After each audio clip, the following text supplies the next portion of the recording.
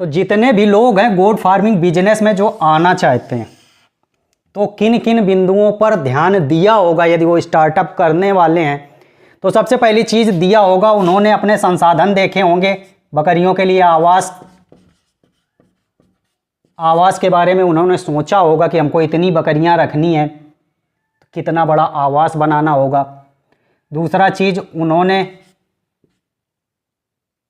उनके भोजन की व्यवस्था के बारे में सोचा होगा कि हमको कौन से चारे जो है बकरी को खिलाने के लिए इकट्ठा करने होंगे, कितनी ज़मीन की आवश्यकता होगी और कौन कौन से हम चारे बोएंगे, बकरी एक दिन में कितना चारा खाती है, 100 बकरी रखेंगे तो कितना चारा वो खाएंगे, ये सारा चीज़ उन्होंने कैलकुलेट किया होगा।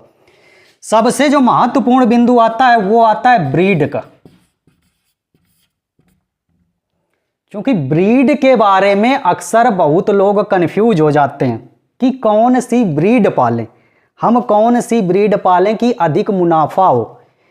तो आज का टॉपिक इसी ब्रीड के ऊपर डिपेंड है कि आप कौन सी ब्रीड पालेंगे। तो ब्रीड का सिलेक्शन करते समय सबसे बड़ा सिलेक्शन आपका ब्रीड ही है। यदि आपने ब्रीड का सही से सिलेक्शन नहीं किया तो आपका जो ये गोट फार्मिंग का बिजनेस है, क्योंकि प्रोडक्शन आप किससे लेने वाले हैं, ब्रीड से, और ब्रीड का चुनाव सही से नहीं किया तो आपका गोट फार्मिंग का बिजनेस जो है वो सक्सेस नहीं होगा, फेल हो जाएगा। क्योंकि इससे उतना यदि ब्रीड पे ध्यान नहीं दिया तो हो सकता है आपके मौसम के हिसाब से वहाँ पे वो बकरी ना सूट करे। आपने 100 बकरियाँ डाल दी, वो बीमारी रहती हैं, उनसे प्रोडक्शन ही नहीं आ पा रहा, बच्चे जो आ रहे हैं बीमार आ रहे हैं, मोर्टेलिटी बहुत अधिक हो रही है। तो ऐसी कौन सी ब्रीड, जिस प्रदेश से आप हैं वो सारी चीज़ जो है मैं ब्रीड के बारे में ही बताऊंगा, कौन से प्रदेश में कौन सी ब्रीड पाली जा सकती हैं। तो टॉपिक यही है। एक चीज़ और, जब ब्रीड आपने देख लिया तो आपने ये भी कैलकुलेट किया होगा कि आउटपुट हमको कितना मिलेगा, हम इसमें प्रॉफिट कितना कमाएंगे, हमारा प्रोडक्शन कितना होगा, तो ये भी आपने कैलकुलेट किया होगा। तो ये सारा चीज़ आपने कैलकुलेट कर लिया, आवास आपने कैलकुलेट कर लिया, भोजन आपने कैलकुलेट कर लिया, और ब्रीड का कैलकुलेशन आज आप लोगों को मैं बताने वाला हूँ। बिजनेस में ब्रीड कैलकुलेट करते समय, चलिए इतना साफ करता हूँ। देखो, अब जब भी हम ब्रीड का चुनाव करते हैं, ब्रीड का मतलब है नस्ल।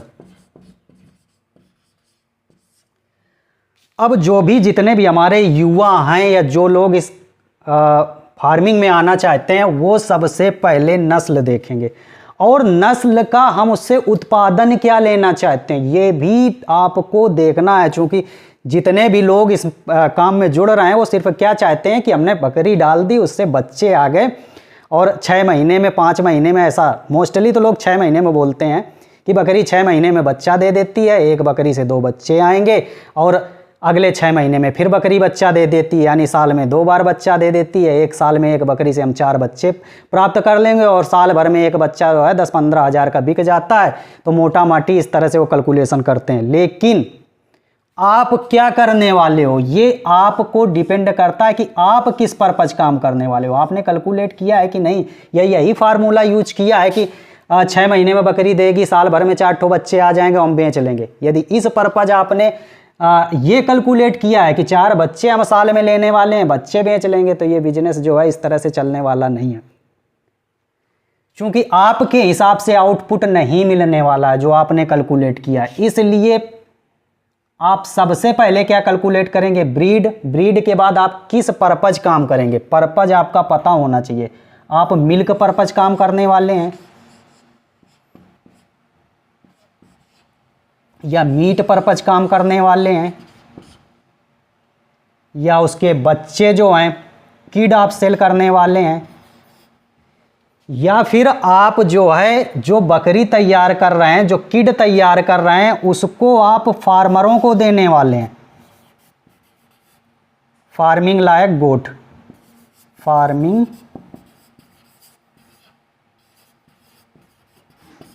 गोट तैयार करने वाले हैं।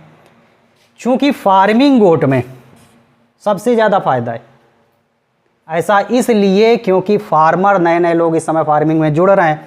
अब जब नया फार्मर जुड़ रहा है तो सबसे ज़्यादा उसके दिमाग में यही चीज़ है कि हम जो बकरी लेंगे वो किसी फार्मर से लेंगे। तो फार्मर से यदि बकरी आप ले रहे हैं तो फार्मर क्या है, फार्मर उसको पालेगा, इतने दिन बड़ा करेगा, तो फार्मिंग की जो बकरी होगी वो थोड़ी महंगी देगा, आपको मार्केट से बकरी जो है सस्ती मिल जाएगी।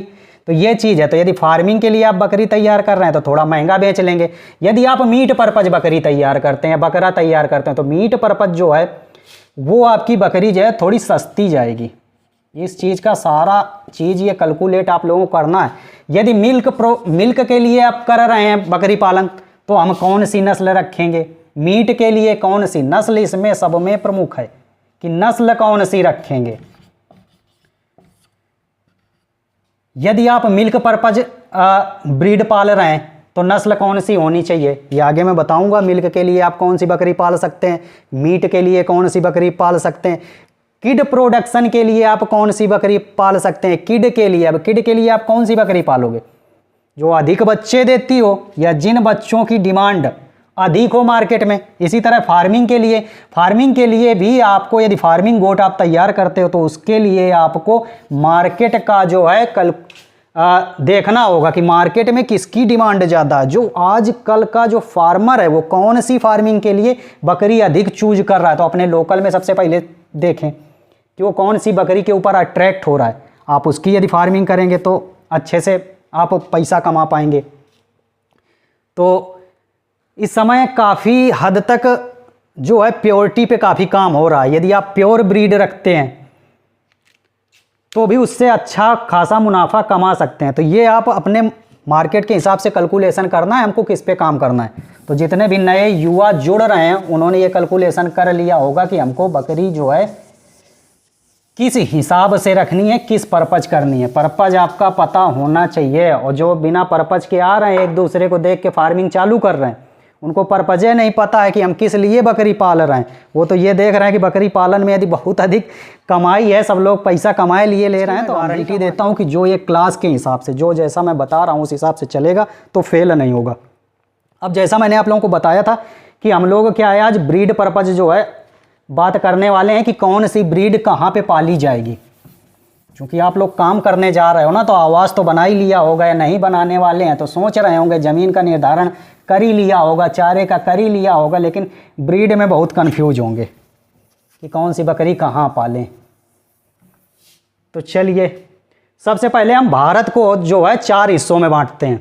जलवायु के हिसाब से बकरी का निर्धारण करते हैं कि जलवायु के हिसाब से कौन सी बकरी कहाँ पाली जा सकती है। तो जलवायु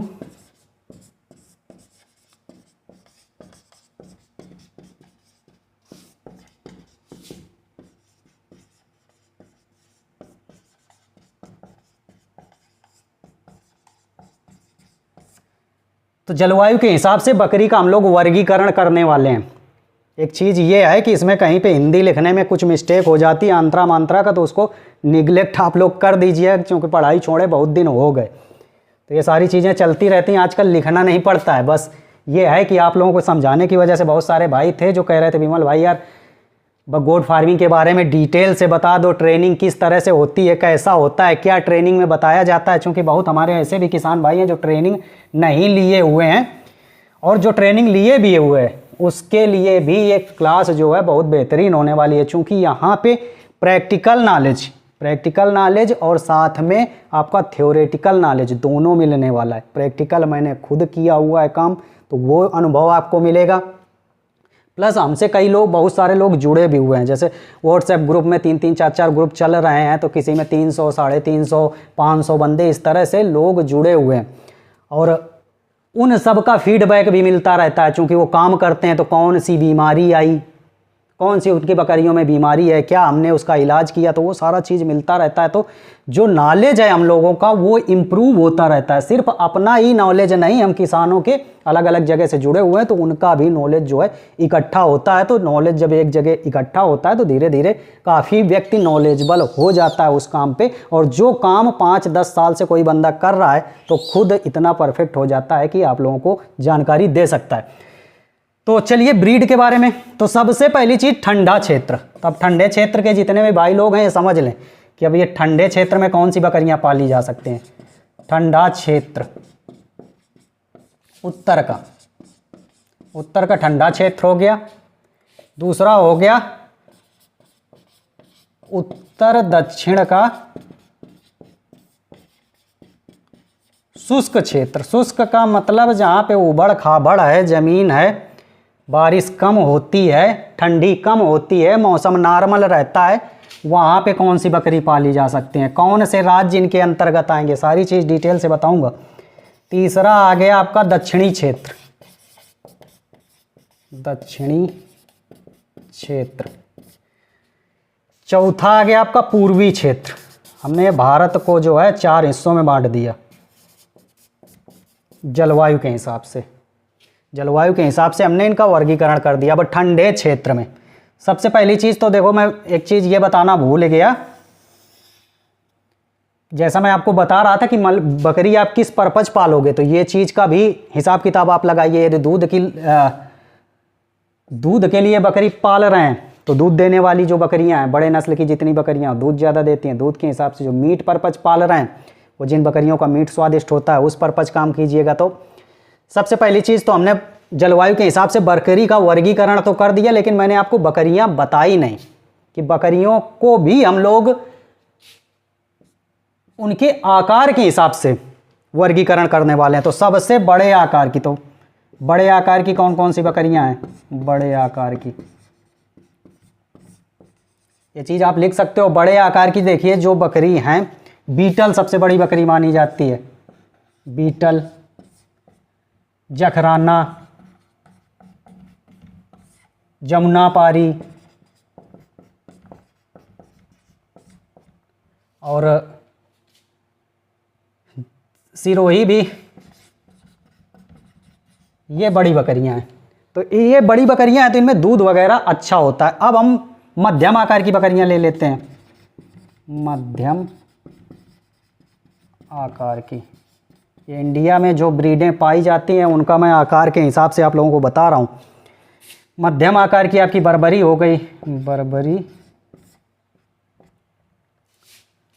और महसाना, झालावारी, मालावारी,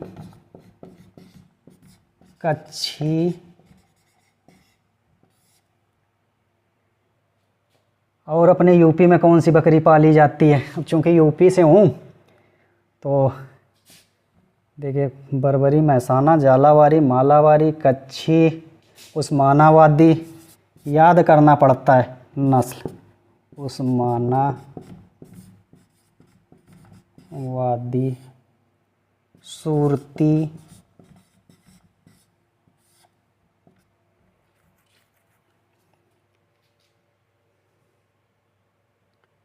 अब ठंडे क्षेत्रों की देखो कुछ बकरियां लिख देता हूँ। चेंगू, ये सब उसमें आती है मध्यम आकार में। चेंगू, चेंग, थांगी, गद्दी, पश्मीना,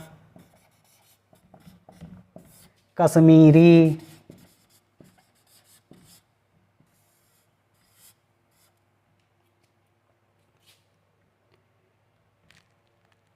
ये इतनी जो हैं कुछ मध्यम आकार की हैं। इनमें कुछ छूट रही हैं, अपने हिसाब से देख लीजिएगा।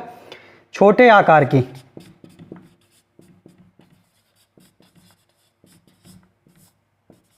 छोटे आकार की जो बकरी है वो ब्लैक बंगाल है। ब्लैक बंगाल, ये हो गई आपकी कुछ बकरियों की प्रमुख नस्लें जो है मैंने आपको बता दी। बड़े आकार में ये बकरियां ले लीजिएगा। तो यदि आप दूध पर्पज काम कर रहे हो तो बड़े आकार की बकरियां रख सकते हो। बीटल वगैरह, जखराना वगैरह अच्छा दूध देती हैं। यदि आप मार्केट का ज़रूर एनालिसिस करिएगा, कोई काम चालू करने से पहले मार्केट ज़रूर एनालिसिस करिएगा कि हम किस पर्पज़, यदि दूध के पर्पज़ आपके यहाँ मार्केट है, बकरी का दूध अच्छा खासा बिक रहा है, 500-600 रुपये लीटर बिक रहा है, तो बड़े आकार की बकरी पे जा सकते हैं। यदि आप नस्ल के हिसाब से अच्छा बेच पा रहे हैं तो नस्ल पे जा सकते हैं। यदि मीट के पर्पज़ आप अच्छा बेच पा रहे हैं, वैसे मेरे हिसाब से तो मीट पर्पज़ जो है इतनी अपनी लागत आनी चाहिए कि मीट पर्पज़ तो बकरी में प्रॉफिट हो ही जाए। जैसे 600-700 रुपये केजी मीट चल रहा है, तो हमारी बकरी जो है यदि 300-350 रुपये केजी भी जाती है, खड़ी बकरी जाती है, तो हमको प्रॉफिट हो जाए इतनी अपनी लागत लगनी चाहिए, तो ही इस बिज़नेस में प्रॉफिट है, ये आप समझ लीजिएगा। तो ये तैयार करना, कैसे कम पैसे में तैयार करें, सारी चीज़ें आगे हम आप लोगों को बताएंगे।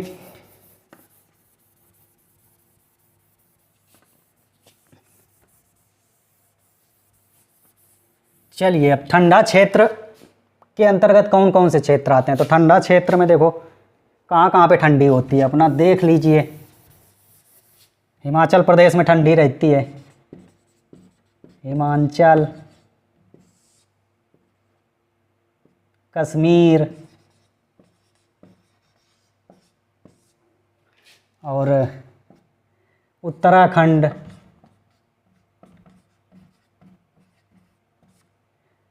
और उत्तर प्रदेश का कुछ राज्य जो पहाड़ी क्षेत्र है, उत्तर प्रदेश का पहाड़ी क्षेत्र। ठीक है, ये हो गया आपका ठंडा क्षेत्र। हिमाचल प्रदेश से हैं तो आपके यहाँ कौन सी बकरी पाली जा सकती है, वो सारी चीज़ समझ लीजिएगा। तो देखिए, गद्दी,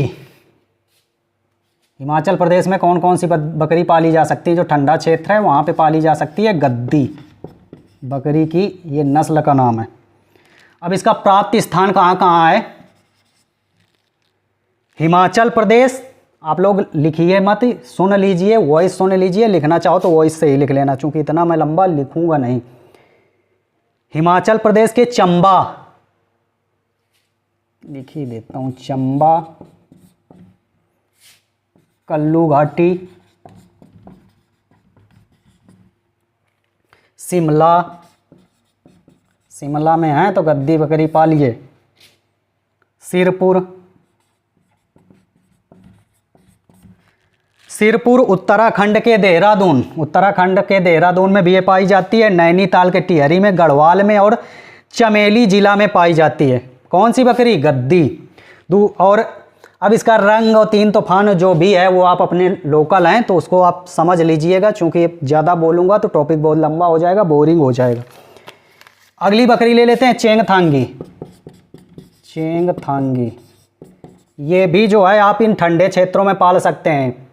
ठीक है, ये चेंगथांगी से, इससे पश्मीना जो है ऊन प्राप्त होता है। मान लीजिए आप ऊन परपज बकरी पालना चाहते हैं तो चेंगथांगी है। आप ठंडे क्षेत्र में रहते हैं, ऊन के लिए बकरी पालना है तो पश्मीना आपको लेना है तो चेंगथांगी बकरी पाल लीजिएगा। ये लद्दाख, ये बकरियां लगभग 4000 मीटर की ऊंचाई पर, 4000 मीटर की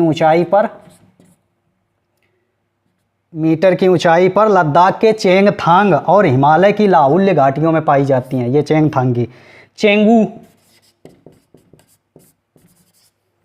ये हिमाचल प्रदेश के लाहुल्य घाटी तथा उत्तरांचल के उत्तराकाशी पिथौरागढ़ में पाई जाती है।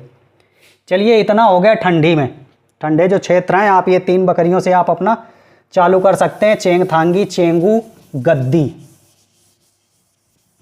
अब आ जाते हैं आपका उत्तर दक्षिण का शुष्क क्षेत्र। तो शुष्क क्षेत्र के अंतर्गत जो है हमारा आता है राजस्थान, पंजाब, हरियाणा, पश्चिमी उत्तर प्रदेश, मध्य प्रदेश, गुजरात।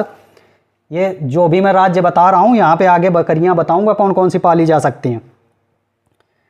और यहाँ पे जो पाली जा सकती है वो सिरोही। जो लोग पूछते हैं कि सिरोही बकरी हम कहाँ पाल लें, तो जो राज्य बता रहा हूँ इन राज्यों पर सिरोही आप पाल सकते हो। ठीक है, दूसरी हो गई आपकी मारवाड़ी। मारवाड़ी, ये बकरी आपके राजस्थान के मारवाड़ इलाके में पाई जाती है, जिसमें जोधपुर, पाली, जालौर, बाड़मेर और बीकानेर आते हैं। जखराना, जखराना, ये भी आप पाल सकते हो। शुष्क क्षेत्र जहाँ पे मौसम जो है बराबर की गर्मी इस तरह से रहता है, बहुत अधिक बारिश वगैरह नहीं रहती है, शुष्क क्षेत्र है, वहाँ पे जखराना पाल सकते हो। बीटल पाल सकते हो, और बीटल जो है पंजाब की नस्ल है। ये अमृतसर, गुरदासपुर तथा फिरोजपुर ज़िले में पाई जाती है। और बकरी दूध उत्पादन में बहुत अच्छी मानी जाती है। यदि आप दूध परपज काम करना चाहते हैं तो ये दूध उत्पादन में बीटल जो है बहुत अच्छी मानी जाती है। वज़न लगभग 60-70 केजी 70 केजी जो है मेल का, 60 केजी जो है फीमेल का होता है। अगली बकरी ले लेते हैं बर्बरी। तो बर्बरी तो सब लोग पता है कि उत्तर प्रदेश की अच्छे से पलती है, तो यूपी की हो गई, ठीक है। यूपी में आप बर्बरी पे काम कर सकते हैं बहुत अच्छे से। जमुनापारी, जमुनापारी आप यूपी में हैं तो जमुनापारी में भी काम कर सकते हैं। और ये इसका रंग जो है सफ़ेद होता है, गले और सिर में धब्बे होते हैं, नाक उभरी हुई होती है, पीछे के पैरों में बाल बहुत पाए जाते हैं। ये सारा चीज़ आप नस्ल रखेंगे तो धीरे धीरे समझ जाएंगे। ये कोई चीज़ें याद करने की ज़रूरत नहीं है जो आप सोचो कि हम इनको याद करने बैठ जाएं। बहुत सारे ऐसे लोग हैं जो ट्रेनिंग को सोचते हैं कि इसको हम याद कर लेंगे तो हम परफेक्ट हो जाएंगे। ये कुछ लेना देना नहीं है याद करने का। ये केवल मैं ओरली बता रहा हूँ कि यदि आप यूपी से हो तो ये बकरियाँ रख सकते हो, इन पर काम कर सकते हो। और जलवायु के हिसाब से हमको काम करना होता है, अपनी लोकल ब्रीड से चालू करना होता है। लोकल ब्रीड से काम करोगे सफल होगे, ये चीज़ है। इसलिए सारी चीज़ें मैं आप लोगों को बता रहा हूँ। महसाना एक बकरी का नाम है, महसाना, महसाना। ये गुजरात में, गुजरात से हैं तो इसको पाल सकते हैं, ठीक है। एक है बकरी है झालावाड़ी, ये गुजरात में सुरेंद्र नगर के आसपास पाई जाती है। यदि गुजरात से हैं तो इसको पाल सकते हैं। एक है कच्छी, कच्छी भी गुजरात में आप पाल सकते हैं। कच्छी बकरी को गुजरात में पाल सकते हैं, ठीक है। एक है सूरती, और सूरती बकरी जो है जैसा नाम से ही सूरत नज़र आ रही है, तो सूरत के आसपास जो है बड़ौदा ज़िले में पाई जाती है, तो आप इसको भी पाल सकते हैं यदि सूरत में रहते हैं तो। दक्षिणी क्षेत्र की बात कर लेते हैं, दक्षिणी क्षेत्र। अब दक्षिणी क्षेत्र में कौन कौन से आते हैं? कर्नाटक आता है दक्षिणी क्षेत्र में, ठीक है, कर्नाटक। यदि आप कर्नाटक से हैं तो कौन सी बकरी पालेंगे? महाराष्ट्र, महाराष्ट्र। आंध्र प्रदेश, आंध्रा। तमिलनाडु, यदि आप यहाँ से हैं, कर्नाटक, महाराष्ट्र, आंध्रा, तमिलनाडु, यदि यहाँ से हैं तो आप यहाँ पे मालावाड़ी बकरी पाल सकते हैं, उस्मानावादी पाल सकते हैं, उस्मानावादी, उस्मानावादी। इसके बाद कन्नाई आड़ू, कर्नाटक में खूब पाई जाती है बकरी, कौन सी? कन्नाई आड़ू। कर्नाटक के हैं तो कन्नाई आड़ू पे काम कीजिएगा। पूर्वी क्षेत्र, पूर्वी क्षेत्र में अब देखो कौन कौन से राज्य आते हैं, तो इसमें बिहार। अब जितने भी बिहार से लोग पूछते हैं कौन सी बकरी पालें, कौन सा बोका रखें, बहुत लोग हैं जो पूछते रहते हैं। क्रॉस ब्रीड पे काम करना है सर, कौन सा ब्रीड रखें, क्या करें? तो ये सारी चीज़ आप समझ लीजिएगा कि बिहार में कौन सी बकरी आप पाल सकते हो। बिहार, पश्चिम बंगाल, पश्चिम बंगाल और उड़ीसा। कई भाई हैं जो उड़ीसा से हमसे जुड़े हुए हैं, तो आप लोग समझ लीजिए कौन सी बकरी के काम करेंगे। यदि नए हैं और पश्चिम बंगाल से हैं तो ये बकरी मत ले के जाइएगा वहाँ सिरोही और ये शुष्क क्षेत्र वाली बकरी जाके जो आप वहाँ पालो। यदि ये बकरियाँ ले जाके वहाँ पालोगे तो सर्वाइव नहीं करेंगी, बीमारियाँ बहुत अधिक देखने को मिलेंगी, फिर आप परेशान हो जाओगे। शुरुआत में ही काम किया और परेशान हो गए। इसलिए यदि आउट क्षेत्र की, अदर स्टेट की बकरी पालनी है, जलवायु के हिसाब से आपके यहाँ वो सूट नहीं करती है, तो जब कुछ दिन काम कर लीजिएगा तब उसको अपने फार्म पे ले जाना है, ठीक है। तो यहाँ पे कौन कौन सी बकरी पाली जा सकती हैं? देखो यहाँ पे गंजम बकरी पाली जा सकती है। गंजम कहाँ पे पाल सकते हो? उड़ीसा के समुद्री क्षेत्र वाले दक्षिणी जिलों में गंजम व कोरापुत में ज़्यादा पाई जाती हैं। दूसरा ब्लैक बंगाल, यदि आप पूर्वी राज्यों में हैं जैसे आसाम, मेघालय, त्रिपुरा, मणिपुर आदि में ब्लैक बंगाल अधिक मात्रा में पाई जाती है, और बिहार में भी बहुत अधिक मात्रा में पाई जाती है। तो बिहार से हैं, पूर्वी क्षेत्र से हैं तो आप ब्लैक बंगाल पे काम कर सकते हैं। आसाम हिल, एक बकरी है आसाम हिल, आसाम हिल, एक बकरी आसाम हिल है, तो आप इस पे आसाम हिल जो है आसाम की श्रावली नगर लुसाई पर्वत श्रृंखला में पाई जाती है। अब लुसाई पर्वत श्रृंखला होगी आसाम में तो वहाँ पे बकरी, यदि आप लुसाई पर्वत श्रृंखला में हैं तो वहीं पे बकरी पालिएगा। इसके बाद कुछ विदेशी नस्लें भी हैं, तो अब विदेशी नस्लों पे तो मुझे नहीं लगता है जो लोग काम स्टार्टिंग करने जा रहे हैं वो विदेशी नस्लों पे उनको काम स्टार्ट करना चाहिए। उस पर ना ही जाए तो ठीक है, क्योंकि विदेशी नस्लें जो हैं वो थोड़ी महंगी भी हैं और काम जो है आपको विदेशी नस्ल से नहीं स्टार्ट करना चाहिए। यदि आप कुछ दिन काम कर लेते हैं इसके बाद उस पर जा सकते हैं। तो ब्रीड के हिसाब से जो है अपना टॉपिक था, और इसको और अधिक लंबा हम लोग नहीं खींचेंगे। लोग काफ़ी हद तक समझ गए होंगे कौन सी बकरी हमको कहाँ पे पालनी है। कुछ विदेशी नस्लें जो मैं आपको बता देता हूँ, सानेन है, टोगन वर्ग है, एग्लोबियन है, ब्रिटिश अल्पाइन है। ये हो गई कुछ विदेशी नस्लें। जो लोग क्या कर रहे हैं कि विदेशी नस्लों के साथ देसी बकरियां कुछ क्रॉस करा के एक अलग ब्रीड बना रहे हैं। ऐसा किया गया है, जैसा गायों वगैरह में किया गया था कि विदेशी गायों को विदेशी जो सीमन है वो देसी गायों में डलवा के कुछ अलग किस्में जो है प्राप्त की गई, जिससे उनमें दूध मांस वगैरह की क्वालिटी जो है वो बढ़ गई। ये सारी चीज़ है। तो क्वालिटी अभी तो आपको इतना ज़्यादा स्टार्टिंग में वो नहीं करना है कि आप खुद की ब्रीड बनाने लगो, खुद पे काम करने लगो। एक चीज़ ये है कि जैसा मैंने आपको स्टार्टिंग में बताया था कि आपकी लागत इतनी आनी चाहिए बकरी पालन में कि यदि आप बकरी को मीट पर्पज भी बेचते हो तो आपको प्रॉफिट होना चाहिए। तो लागत कैसे घटाएंगे, कैसे काम करेंगे, क्या क्या हमारे पास संसाधन होने चाहिए, वो सारा टॉपिक जो है अगले उसमें कवर किया जाएगा। चूँकि ब्रीड के बारे में आप लोगों को जानकारी दे दी गई है। जानकारी ये कैसी लग रही है ये आप लोग बता सकते हो। जानकारी आपको ये कैसी लग रही है, क्या मुझे और ऐसे वीडियो बनाने चाहिए, ये भी आप बता सकते हो। कमेंट ज़रूर करिएगा, ये चीज़ बताते रहिए। क्योंकि यदि आप लोग वीडियो देख रहे हो, आपको अच्छा लग रहा है, मेरे द्वारा दी जानकारी आपको पसंद आ रही है, तो ही मैं वीडियो आगे शूट करूं। यदि पसंद ही नहीं आ रही तो ऐसे मुझे बोलने से क्या फ़ायदा है। और ये एक चीज़ मैं फिर भी ये गारंटी दे देता हूं कि जो मेरे हिसाब से इस हिसाब से काम करेगा सफल ज़रूर होगा। और ट्रेनिंग वगैरह में जो कुछ भी है यही 3 तूफान जो है यही बताया जाता है, बहुत उसमें कुछ अलग से नहीं बताया जाता है। और बीमारियों को लेकर, चूँकि बहुत सारे लोग क्या सोचते हैं कि बीमारी के बारे में ही हमको पता चल गया, बीमारी हमने बकरियों की सही कर ली तो हम गोट फार्मिंग में सफल हो गए। ऐसा भाई कुछ कहीं नहीं है, ठीक है। लागत यदि आपकी ज़्यादा लग रही है, आउटपुट आपका कम का तैयार हो रहा है, तो प्रॉफिट कभी हो ही नहीं सकता। गोट फार्मिंग का बिजनेस जो है कभी चल नहीं सकता है। तो ये चीज़ें हैं। और एक चीज़ मैंने और इसमें चालू किया है, मेंबरशिप।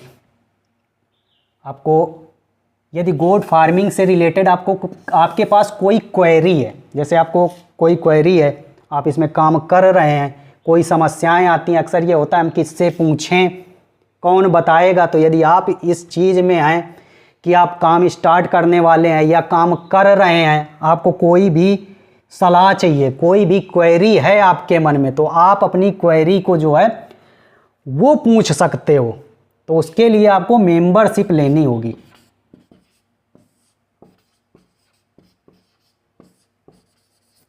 यदि आप एक बार ये मेंबरशिप ले लेते हैं तो आप कभी भी कोई भी क्वेरी पूछ सकते हैं। आपकी जो क्वेरी है उसका समाधान हो जाएगा। अब मेंबरशिप की यदि फीस के बारे में आप पूछना चाहते हैं तो चूंकि इसमें फार्मिंग, गोट फार्मिंग, किसान जुड़ा हुआ है, और किसान के पास क्या है, पैसा नहीं होता है, ना के बराबर होता है, बकरी खरीदने के लिए नहीं होता है। चूँकि मैं भी एक किसान हूँ, बकरी पालता हूँ, इसलिए उस चीज़ को समझता हूँ कि जो पैसा देना बहुत बड़ी टेढ़ी खीर होता है। यदि हम किसी को पैसा देते हैं 1500 रुपये, तो वो भी निकालना बहुत मुश्किल होता है। इसलिए मैंने बहुत अधिक फीस नहीं रखी है, ना के बराबर, ना के बराबर। और फीस भी रखने का एक रीज़न है, चूँकि जो भी ये मेंबरशिप लेता है उसका नाम मेरे पास फीड होगा।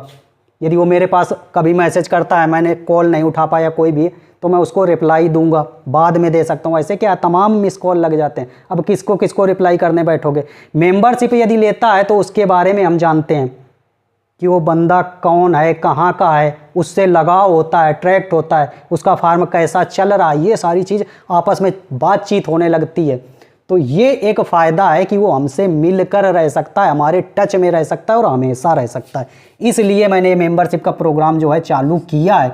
चूँकि कई ऐसे तो हम फ्री में सबको बता रहे हैं, ग्रुप में भी बता रहे हैं, फ्री का है, सब कुछ फ्री में बता रहे हैं, लेकिन उसमें कोई लोगों के साथ अट्रैक्शन नहीं बन पा रहा है। लोग हमसे पूछते हैं, चले जाते हैं, भूल जाते हैं हम उनको।